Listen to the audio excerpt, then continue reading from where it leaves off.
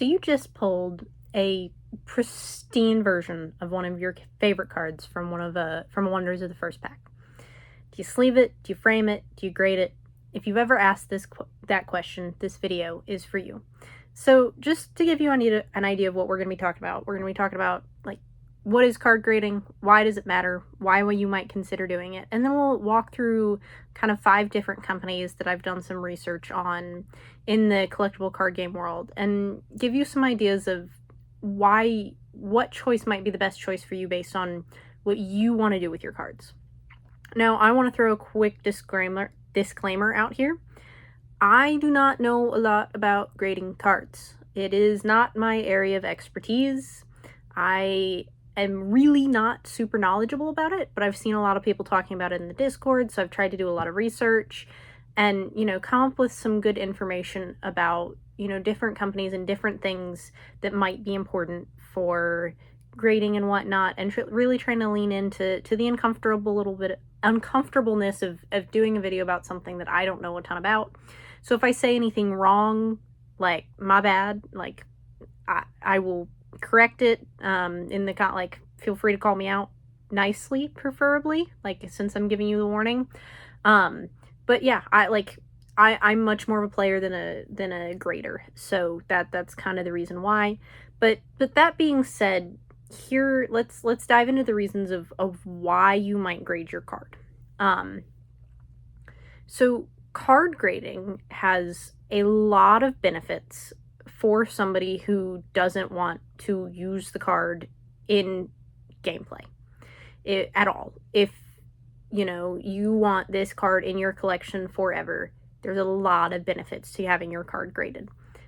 First, protection. I don't know if all of you have seen a graded card before, but it is in a sealed slab that is, pretty resilient. You can take them and bang them on the table like a really hard dinner roll, and no damage will be done to the card. Let it be said now, I am not recommending that we bang graded cards on a table, but that's just the example that came to mind with my super illustrative mind. So it protects the cards from bending, scratching, obviously, but it also protects them from humidity, from being tampered with. A lot of the plastic helps keep the card protected from UV light.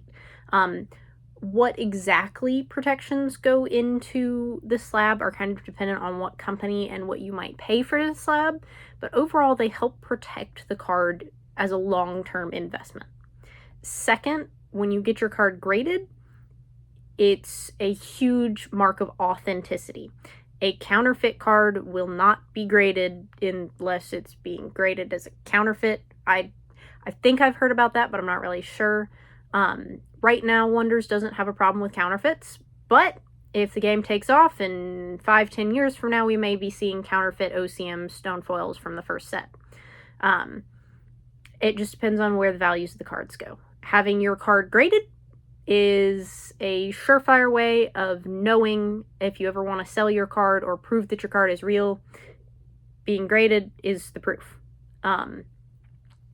We have seen spikes in the past in fake cards from Pokemon and Yu-Gi-Oh! In 2022, so fake cards, counterfeit cards are a thing. We're not going to be worried about that with Wonders right now, but it's definitely something that I could see happening in the future. The third point is for value and resale. A graded card tends to sell for more than a not graded card. Some people call them raw. A PSA 10, for example, can sell for 5 to 50 times more than a normal version. It kind of depends on what the card is graded, how many cards there are out there with that grade from that printing, but there's a lot more trust in a graded card, and graded cards are more liquid. For those of you who don't know what that means, it's faster and easier to sell a graded card than just paper for a lot of people. The fourth thing is presentation. I'm not big on presentation, so this isn't as big a thing for me, but if you are holding a graded card in a slab, it looks real pretty.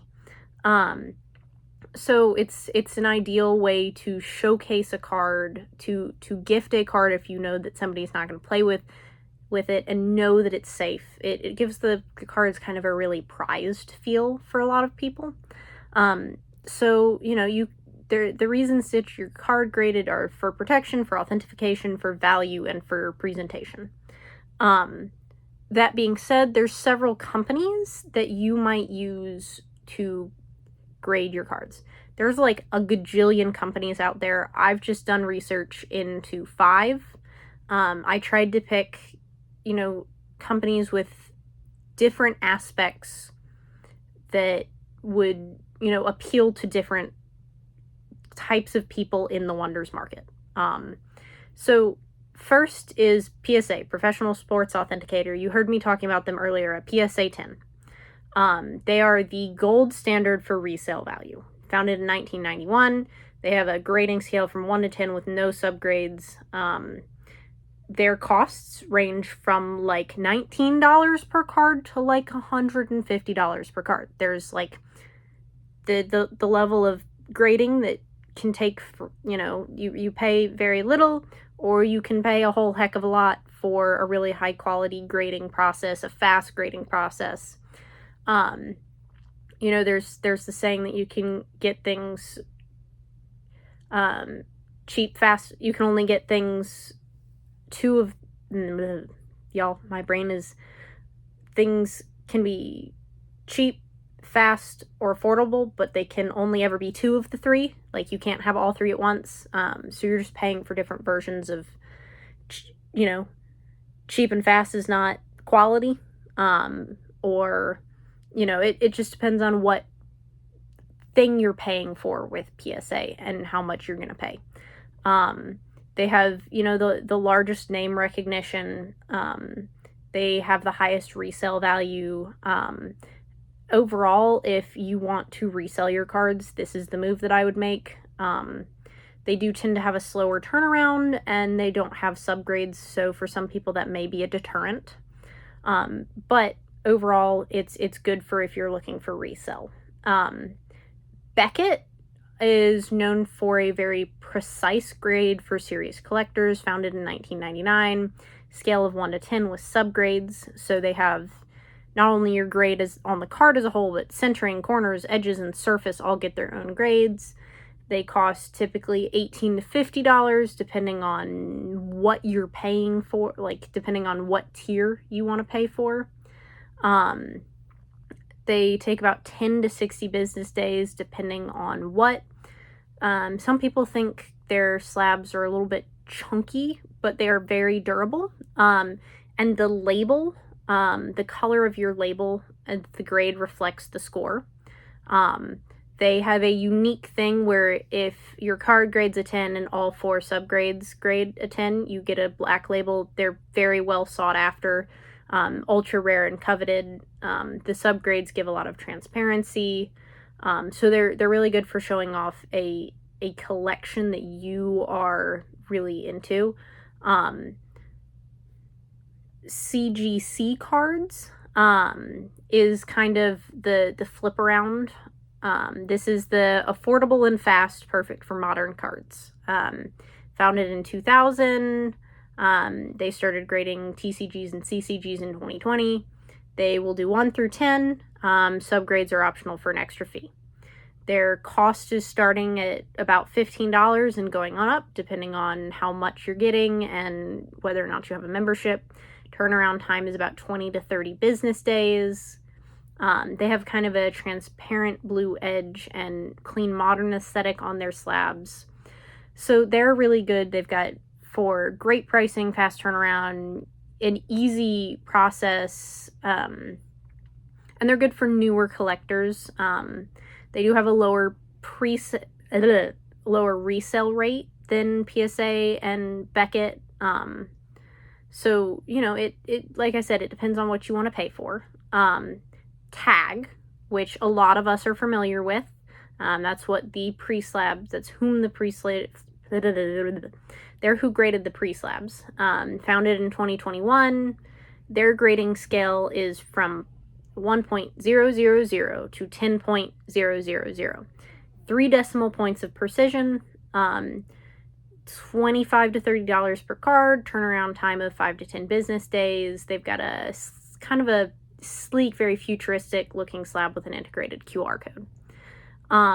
This is, the company, if you're looking at wanting a more high technology thing, they are a fully AI grading for consistent unbiased scores.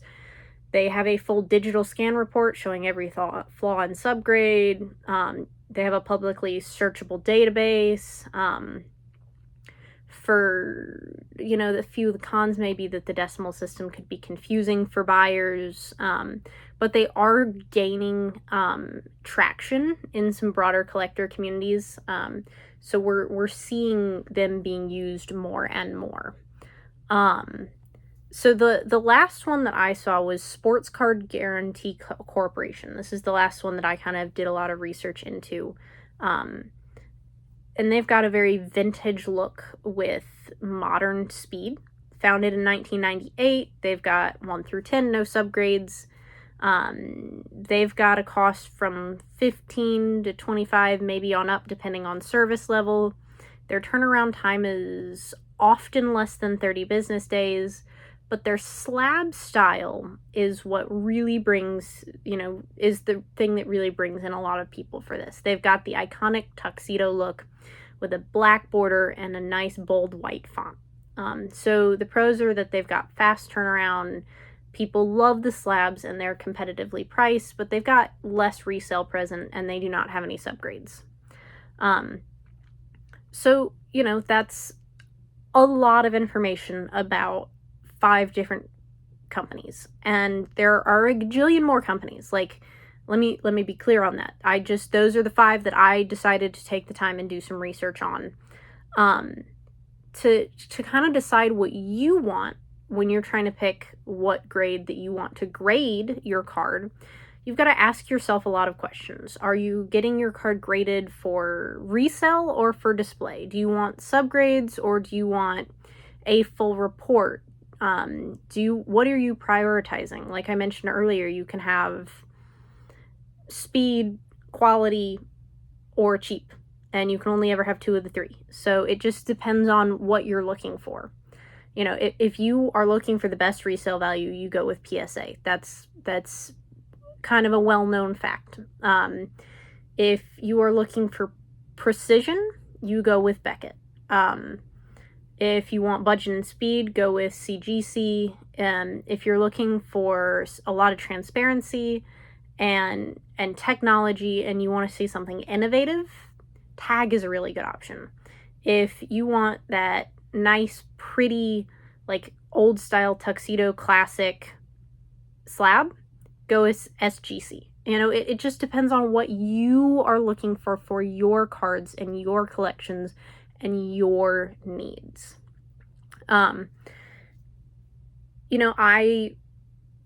I tried to do a little bit of research as well on what beginners, people who do not know a lot about grading, like myself, might need to know. And there are a couple of things that popped out to me. Inspect your own cards as best you can before submitting them. Like, use a microfiber cloth, use something that you can use to really get a good view on the cards and look at them. See if there's anything that's going to ding your card in a huge way that you're not going to get the grade that you want if you're looking for a specific grade. Be aware that, cards, the way that you're mailing the card matters. I know a lot of us in Wonders, when we mail cards, we're putting them in a penny sleeve and then in a semi-rigid sleeve. Or the little plastic ones. I'm not perfect at those names yet still. And mail them that way. Most graders require those semi-rigid sleeves when they're being mailed. So just being aware of what the expectation from the grading company that you're mailing to is really important. One of the other things is insuring your packages. If you are sending a $1,000 card to be graded, pay for the insurance. It's a little bit extra money, but it's worth it if something goes wrong with your card in the mail. I've never seen something go wrong with cards, but I have had I've had plenty of packages get wrecked in the mail. That's life, and that's mail in America and probably everywhere else in the world.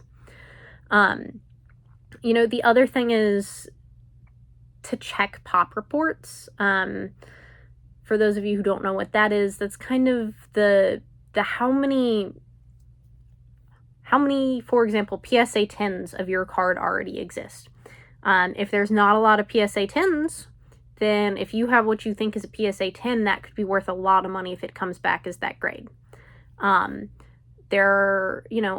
I had a friend in high school who collected coins, and one of the things that is common in the coin collecting industry is the really high graded coins can be worth money, but also the really, really low graded coins can be worth a lot of money because you just don't see that many actually bad coins, like objectively bad coins.